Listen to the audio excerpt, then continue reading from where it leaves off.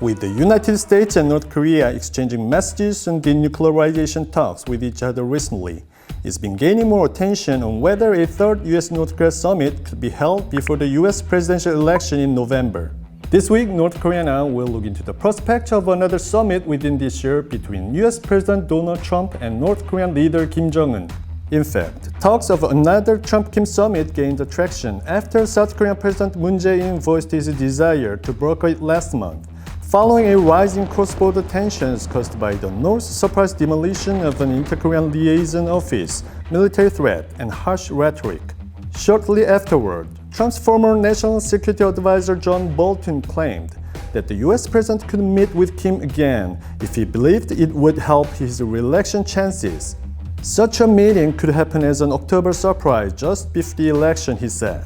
However, Pyongyang officials, including First Vice Foreign Minister Choi Sun-hee, have repeatedly spurned the possibilities of dialogue with Washington, voicing suspicion that the US has a political intent in its pursuit of talks ahead of the presidential elections.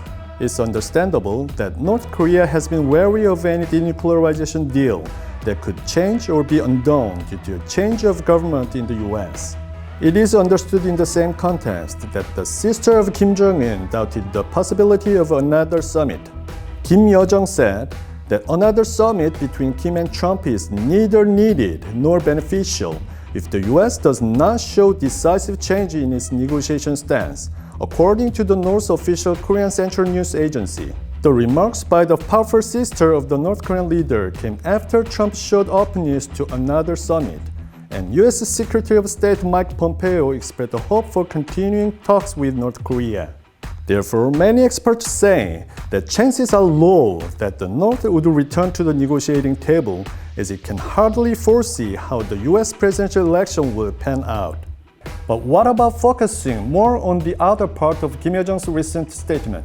Despite of her ruling out the possibility of another summit, she left the door open for nuclear diplomacy with the US in a cryptic statement that also called for Washington to take irreversible simultaneous major steps and drop its hostile policy toward the communist state.